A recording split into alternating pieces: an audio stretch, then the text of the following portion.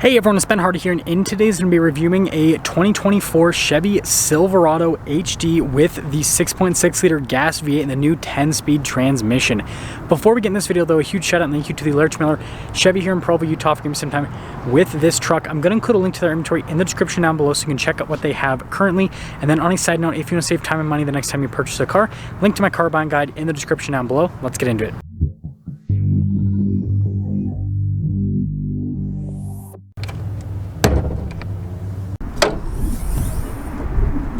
Powering this truck is a naturally aspirated 6.6 liter gas V8 that goes through a 10-speed automatic transmission that they are dubbing as the Allison. Now, power outputs are 401 horsepower and then 464 pound-feet of torque. Now, before we go over the front end, I do want to mention if you want to see more videos just like this, then I recommend you subscribe because I post content every single day. So starting with the hood of the truck, you guys can see the venting here in the center, and then you guys can see our Allison transmission 6.6L badge. I think that's pretty cool. They have that there on the side now.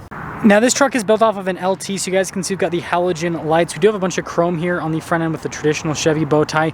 We've got tow hooks here at the bottom, and then we got fog lights as well. And putting it all together with this more baseline package is honestly a lot harder for me to tell that this is the new version of the Silverado. Now, coming around the side here, our tire wheel setup is 275, 70, 18 in the front and over in the rear as well. And then you guys can see here with the silver on the wheels. I think that looks really sharp. Now, taking a look at the front suspension, we do have independent front suspension with this truck. And you guys can see one of the off-road shocks because Z71 package life. Pretty cool looking fender flares here. Notice 2500 HD badge, and then you guys can see here with the trailer tow mirrors. And then notice the door handles are body painted. This does have keyless entry, and then this is a double cab, by the way. And then notice we got the bumper step, or not the bumper step, bedside step rather. And then out back, this still does utilize leaf springs in the rear. You can see another one of those off-road shocks, and then you can see the solid rear axle.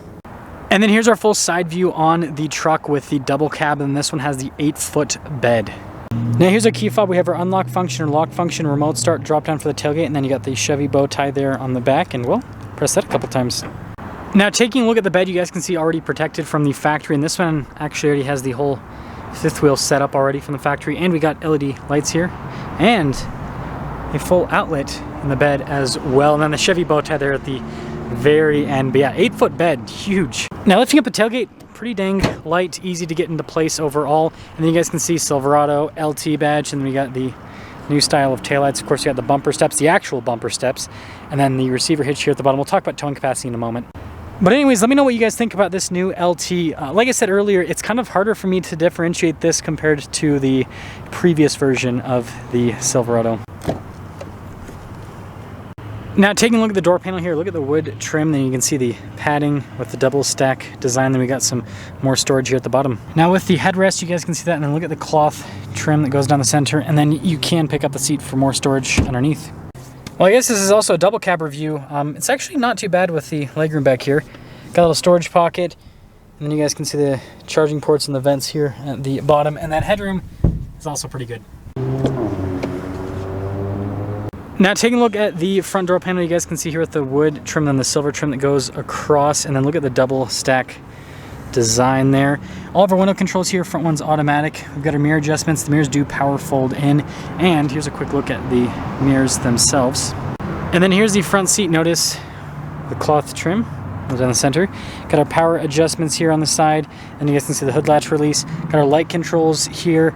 Drive mode select with our tow haul mode. Notice our drive line select. This does have 4-wheel auto as well as 4-wheel high, 2-wheel high, and then 4-wheel low. And then the steering wheel is manually adjustable. Now what we've all been waiting for, payload capacity is 3,509 pounds, as stated by the sticker. And then towing capacity is 16,000 pounds. And then this has a gross vehicle weight rating of 10,950 pounds.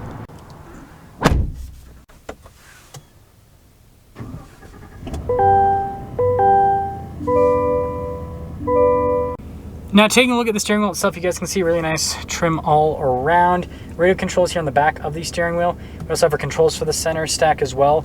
And then we've got our heated steering wheel button on the steering wheel with our cruise control. And then we have our little turn signal windshield wiper stalk. And then a good old fashioned column shifter with the plus and minus to manually shift the gears if you want.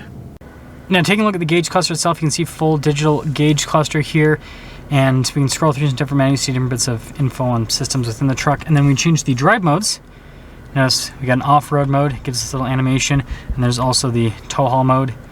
as well. Now in reverse, it just has a regular backup camera, but you can switch to like trailer tow line, as well as regular trajectory lines.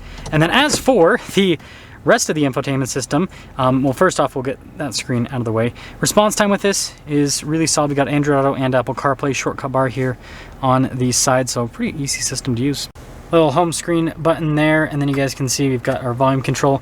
And then here in the center, lane departure, your tailgate drop down, hazard lights, stability control, hill descent control, and then look at the wood trim that goes across. Then trailer brake controls integrated from the factory. And then this has dual zone climate as well as heated seats. Now in the center, we got the bench seat. Now some cup holders there. And you can pick that up, obviously, to be a seat. And then you've got more storage underneath. And speaking of storage, this one has the double glove box.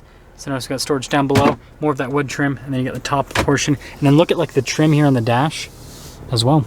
And then up top, there's not a lot happening, frankly. No center for anything. And then the rear glass is fixed.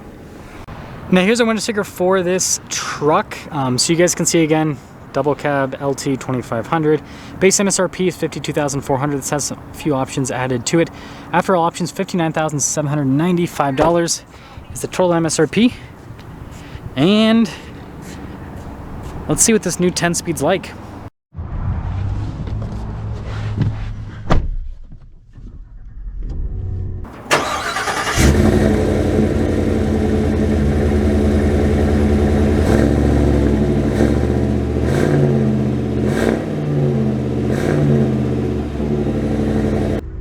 Well, let's talk about visibility before we set off. Here's visibility over the hood, both of the mirrors, and throughout the rest of the rear.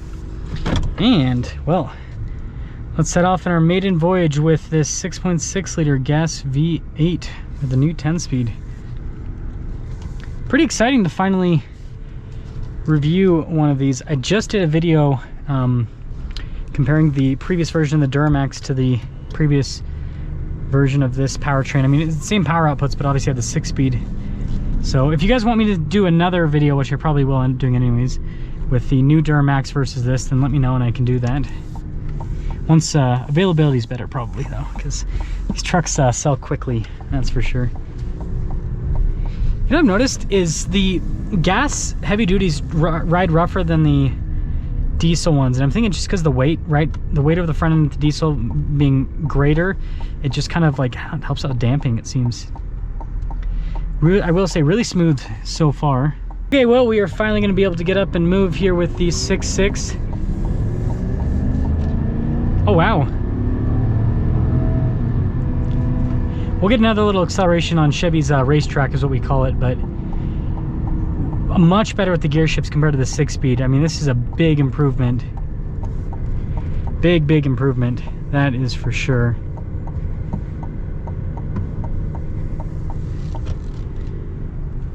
Yeah, it seems like the transmission's just more responsive. I wouldn't say the shifts necessarily feel any quicker than the old 6-speed, but it's just like the gearing seems better on this. And this one has a 3.73 axle ratio. I guess we'll see the turning radius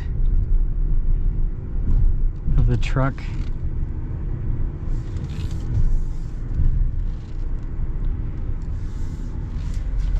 And yeah, we're gonna have to use reverse. I was about to say. Yeah, HD trucks, man, they're big. That is for sure.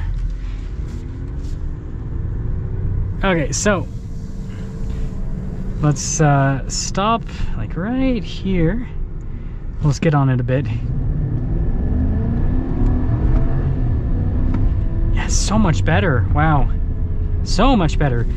So yeah, the 10-speed definitely, it helps out quite a bit with this truck. Let me know what you guys think about this 6.6. Do you think that the specs are now, you know, impressive enough for you? Again, the power outputs and then, you know, everything with this new 10-speed. I think that they've done I think it's a big improvement over the 6-speed. I think they've done a good job with it, but let me know what you guys think.